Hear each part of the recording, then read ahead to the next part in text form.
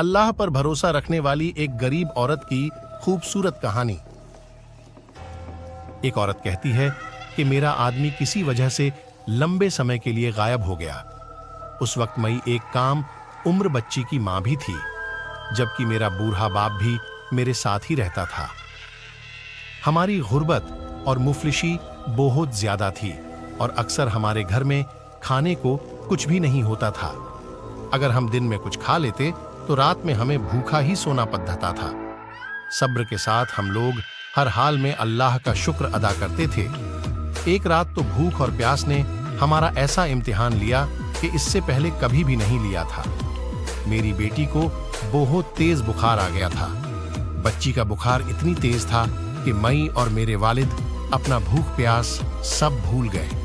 ایسی بے بسی اور لاچاری اس سے پہلے کبھی بھی نہیں دیکھی تھی۔ بے قراری جب حد سے زیادہ بڑھ گئی تو مجھے اللہ تعالیٰ کی وہ قول یاد آ گئی کہ بھلا کون بے قرار کی صدا قبول کرتا ہے؟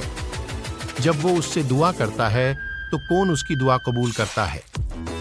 جی ہاں، کون ہے جو بھوک، بیماری، دکھ، تکلیف، پریشانی، مصیبت کو دور کرتا ہے؟ یہ سب سوچ کر جب میں صبح کو اٹھی اور وضو کیا، پانی سے پٹی بھیگا کر بچی کے سر رکھی، اللہ کے حضور نماز کے لیے کھڑی ہو گئی۔ 2 رکعت نماز پڑھنے کے بعد ہاتھ اٹھا کر بچی کے لیے دعا کی اور پھر اس کے ماتھے سے پٹی اتار کر دوبارہ پانی سے بھگا کر رکھی اور پھر نماز کے لیے کھڑی ہو گئی۔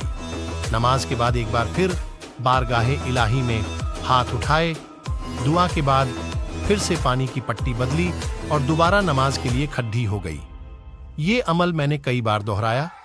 جب میں یہ سب بار بار دہرا رہی تھی تو اسی وقت کسی نے دروازہ کھٹکھٹایا۔ میرے والد اور میں حیران ہو گئے کہ بھلا اتنی رات کو کون آ سکتا ہے۔ میرے والد نے پوچھا کہ دروازے پر کون ہے؟ تو باہر سے جواب آیا کہ میں ڈاکٹر ہوں۔ یہ سن کر میں اور میرے والد ایک دوسرے کو حیران ہو کر دیکھ رہے تھے اور سوچ رہے تھے کہ بھلا اس کو کس نے بلا لیا۔ پھر میرے والد نے جا کر دروازہ کھولا۔ ڈاکٹر نے آتے ہی پوچھا کہ مریض کدھر ہے؟ ہم نے سادگی سے بچے کی طرف اشارہ کر دیا۔ ڈاکٹر نے بچی کو چیک کیا، پھر کاغذ پر دوا لکھ کر میرے ہاتھ میں رکھتے ہوئے بولا، لائیے میری فیس لائیے، میں اب چلتا ہوں۔ میں نے دھیرے سے ڈاکٹر سے کہا کہ ڈاکٹر صاحب، میرے پاس آپ کو دینے کے لیے پیسے نہیں ہیں، بلکہ ہمارے گھر میں تو کئی دنوں سے کھانا بھی نہیں ہے۔ میرا یہ جواب سنتے ہی ڈاکٹر غصے سے بولا کہ اگر تمہارے پاس مجھے دینے کے لیے پیسے نہیں ہے تو مجھے آدھی رات کو فون کر کے کیوں بلایا؟ میری نیند کیوں خراب کی؟ تم لوگوں نے ڈاکٹر کے منہ سے ٹیلی فون کی بات سن کر مجھے لگا کہ ڈاکٹر شاید غلطی سے ہمارے گھر میں آ گیا ہے۔ میں نے ہمت کر کے ڈاکٹر کو جواب دیا کہ ڈاکٹر صاحب، ہم نے آپ کو فون کر کے نہیں بلایا ہے، بلکہ ہمارے پاس تو ٹیلی فون ہی نہیں ہے۔ یہ سن کر ڈاکٹر نے مجھ سے پوچھا کہ اچھا، کیا یہ منصور کا گھر نہیں ہے؟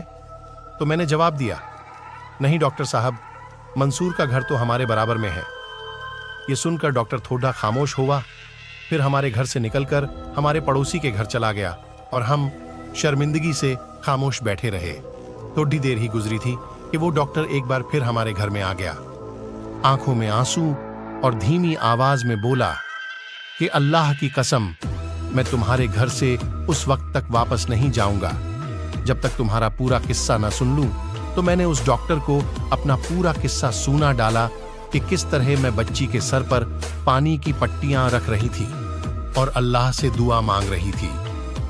ڈاکٹر جلدی سے اٹھا اور باہر چلا گیا اور ہمارے لیے رات کا کھانا، بچی کی دوائیں اور کچھ گھر کی ضرورتوں کا سامان لے کر آ گیا، اور اس نے ہمیں یہ کہا کہ اس کی طرف سے ہمیں ہر مہینے کچھ پیسے اس کو اس وقت تک ملتے رہیں گے جب تک اللہ چاہے گا۔ سبق؟ جی ہاں، یہ اللہ پر بھروسے کی کہانی ہے۔ میرے دوستوں، چاہے کیسے بھی حالات ہوں، ہمیں اللہ پر بھروسہ رکھنا چاہیے۔ یقیناً جو لوگ اللہ پر بھروسہ رکھتے ہیں، اللہ پاک ان کی مدد ضرور کرتا ہے۔